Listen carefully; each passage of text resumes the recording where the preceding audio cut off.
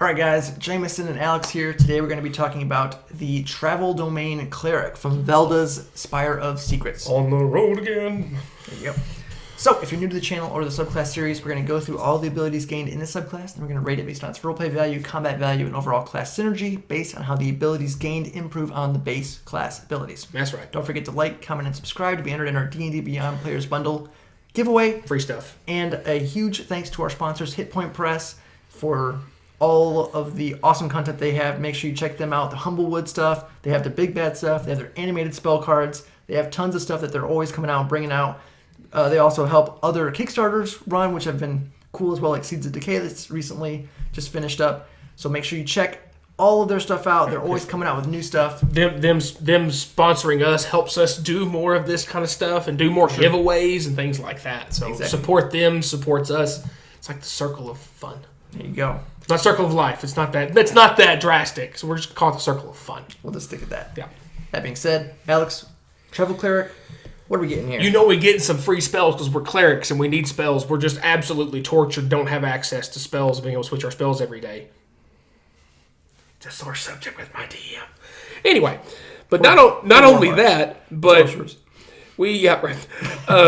you look at the spell list, and if you speed read through it, you're like, okay, Featherfall, Long Strider, Find Steed, Freedom of Movement, Pass Wall. You're like, okay. But Misty Step, Teleportation Circle, okay. Dimension Door, okay. Clerics don't normally get Dimension Door. Then I read these two that sit at level 5. Flying Haste. All right. Heck yeah. It's out now. You just give me Fireball because the 3 best level 3 spells in the game.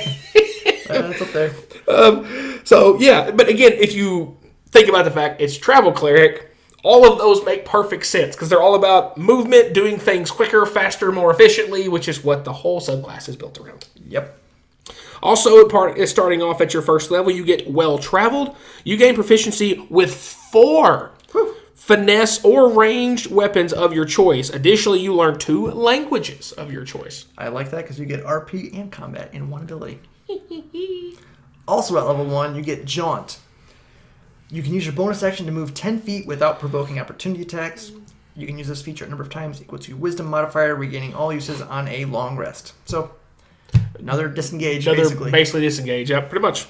Then at level 2, we get a Channel Divinity option, which is Divine Transposition. Very interesting one on here. Yeah. You can use your Channel Divinity to relocate your allies. As an action, choose up to 3 willing small or medium creatures you can see, including yourself, which you can, within 60 feet of you. Each of these creatures teleports into each other's spaces, swapping places as you choose. Yeah. I'll get into that later on. Yeah. But I'm very interested in that one. At level 6, we have Overland Expedition. While traveling, you and up to 10 creatures traveling with you move at supernatural swiftness. You can always travel at a fast pace and ignore delays caused by rough terrain, weather, and other non-magical obstacles. You similarly ignore hazards caused by traveling on other planes of existence. Furthermore, you can travel for 12 hours instead of 8 hours before making Constitution saving throws for a forced march. Additionally, you are unaffected by difficult terrain. That last little sentence there, that's fun. Because you're like, whether combat or not, you specifically are not bothered by difficult terrain ever. That's wonderful. Yeah, definitely can come into play for sure. Then we have at level 8 our Divine Strike. Once on each of your turns, when you hit a creature with a weapon attack, you can cause the attack to deal an extra 1d8 force damage to the target. Yes. When you reach 14th level, damage increases to 2d8. I mean, Divine Strike, nice to get the extra damage, but force damage? But it's for, there's not no fire damage, no cold damage up in here. No, it's a force damage. Good luck resisting that. You're not going to. And finally, at 17, we have Godspeed. Your walking speed doubles. If you make an attack while 30 feet or further away from where you began your turn, the extra damage of your Divine Strike increases to 4d8. So yeah, 48 force damage.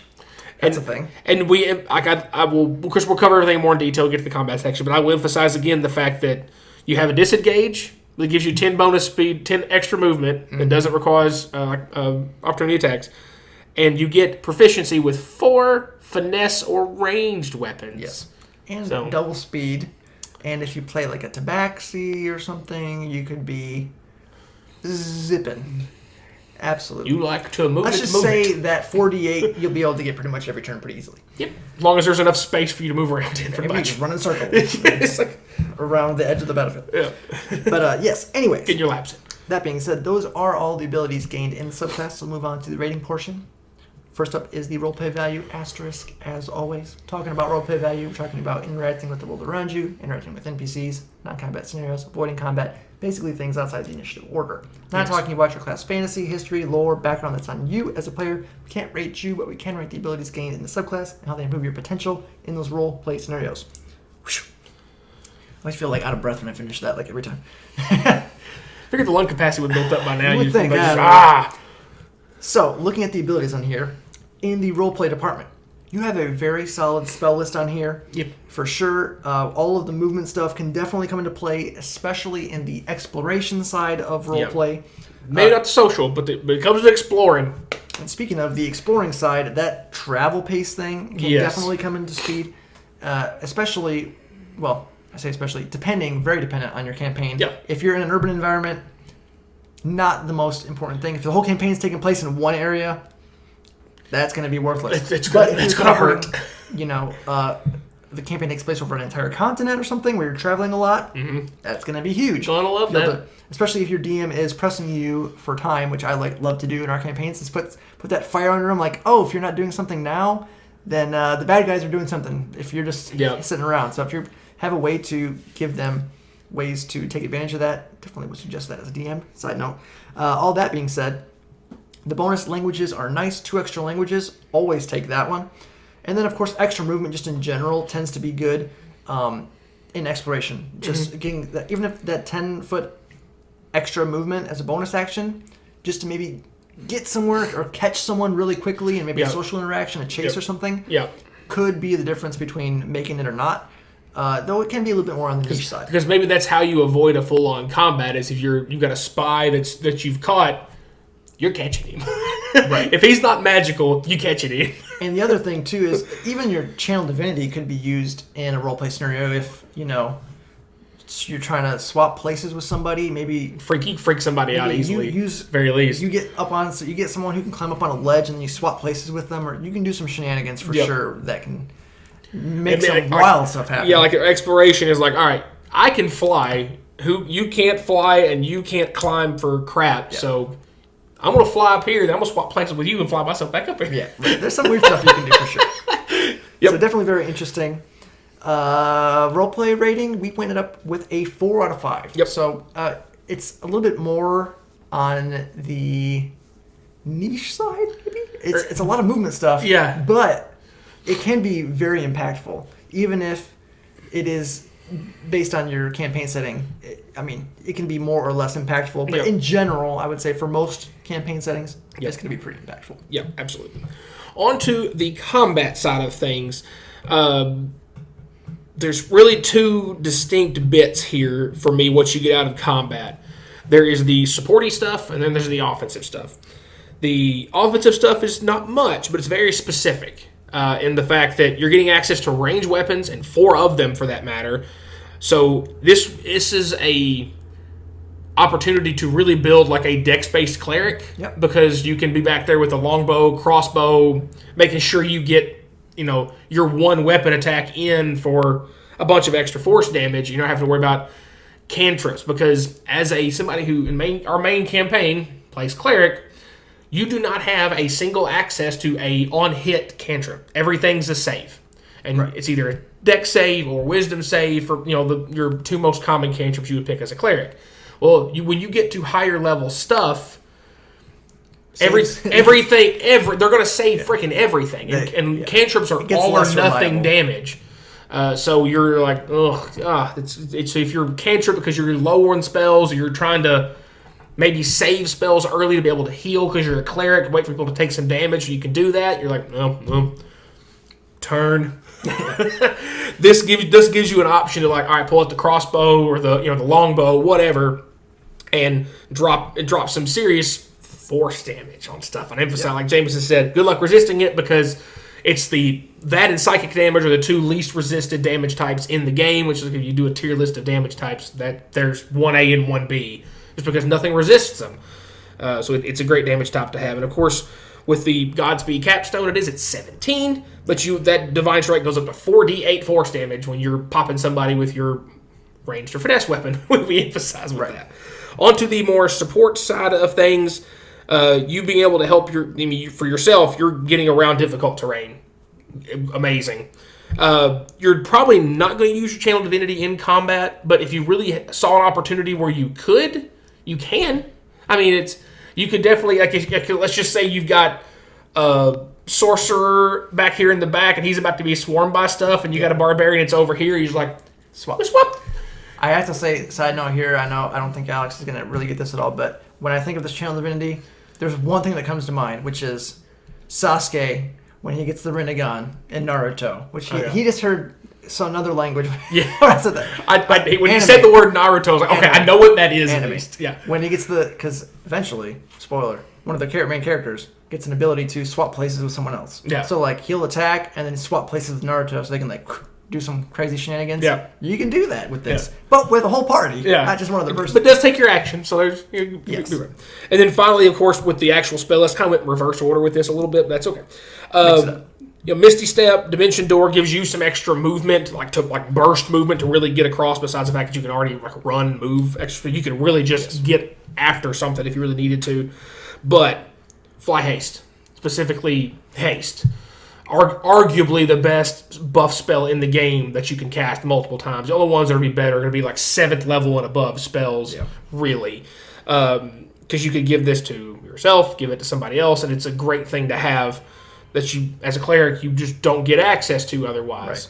Right. So, that said, with the combat-wise, we gave it a 3.5 out of a possible 5 on combat, because this does lean heavier in the RP with all the travel and movement-based things.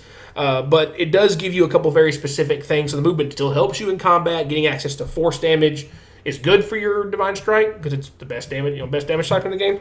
But you're not attacking, multiple times a turn. So you're either going to have to do a cantrip or do your weapon attack. So you're not going to really just exploit that severely. And there's not any damaging offensive spells on your list. You just get access to fly and haste and some movement spells that would help you in combat. So exactly. Lastly, we have the overall class synergy. Touching on some of the stuff before, but the main stuff with your clerics is going to be your Channel Divinity options. Your spells are going to be your really go-to bread and butter for your clerics for synergy. And one other thing that kind of comes into play is, I guess, the difficult terrain stuff can come into play. Mm-hmm. And the extra movement as a caster, as a healer, can actually come into play as well with the synergy side. Being able to get where you need to go to get something done. Nothing feels worse than needing to give somebody a heal because they're unconscious and they've already failed a death save. Knowing that, if they get crit, they dead. Yeah, and they're out of line of sight or out of range. And you can't get to them. Right. Nothing feels worse. So having that can actually, you wouldn't necessarily think of it right off the bat, but it is something that can come into play a lot of times as well. And then, of course, the Channel Divinity option, I'm a huge fan of it. I know Alex doesn't seem that excited about it, but I feel like it could be... I think it's super fun. It could be used in roleplay, it could be used in combat for offense, for defense. You could set up some weird shenanigans where you use the casters as bait and then swapping your rogue and barbarian. I do some I can imagine setting up an ambush kind of thing. You're your lonely little wizard is out there picking herbs for his component bag. And they're trying to pounce on him, and you're ready your action for when they come up, and you're and there's a barbarian, or there's a paladin. Got him. Deal with it. So that's some interesting stuff that can be done for sure. I think paladin is and my paladin's whenever he teleports me, I'm ready, just devastate. What is it? Destructive wave. There you go. That's it. It's just wham. Get him. Drop. And then of course the ranged weapon proficiencies with the Divine Strike is definitely pretty nice, especially when it's buffed. But it's at level 17. Yeah, it is. So that's kind of, for it being your capstone ability, it's not crazy. I think the double movement speed is probably going to be more valuable than the 4d8. It's not that exciting. This is one of those capstones you're just okay, it's not a paladin capstone where you're doing some wild crazy form or anything like that. But it's going to be effective, and it's going to be something that's on all the time. And I think sometime we as players, we as DMs, we as RPG players in general, whether it's tabletop or video game based, overlook and underappreciate passives. Yeah. As opposed to like an active, like you want to go into like God mode and just be like, ah, Right. and do something crazy. Where you're like, this is on all the time, and you don't have to worry about it. It's just there all the time. Exactly. All that being said, we gave it a 4 out of 5 on the synergy side. Because there's not, you gotta remember with clerics, there's not a ton to synergize with. Like it's general divinity and spell slot. That's basically it. Right. But it does help the cleric do what it does better. Pretty much. Yeah, there you go. So yeah, that's it, guys. There's the Travel Domain Cleric, and definitely interesting flavor-wise on there, giving the building a whole class around movement. We saw that with like the Scout Rogue, for example. Yeah. But we have, I know that's actually probably one of our more controversial videos because we're not huge fans of Scout Rogue. Yeah, that's true. So, but all that being said, this is definitely interesting on here. Yeah. If you want to see this, it's a cleric. It's not a rogue or a ranger that you would think or druid being about nature and movement and travel and right, exactly. Yeah. So all that being said, definitely very interesting. Big fan of this one. Just on a unique standpoint. Yeah. Again, Valda Spire Secrets up there with some unique, quirky, fun, weird, interesting stuff. Here's the box, and they haven't even looked inside it yet. They're just running laps around the outside of it. Exactly. So all that being said, guys, thanks again to our sponsors, Hit Point Press. Make sure you check out them, check out their big bads, check out their animated spell cards, all kinds of cool stuff that they got constantly coming. Make sure you constantly check them out because there's always new stuff coming from them. But yeah, that's it for today, guys. If you enjoyed the video, remember to like, subscribe, hit the bell notifications. You know about new videos are coming out. And as always, thanks for watching.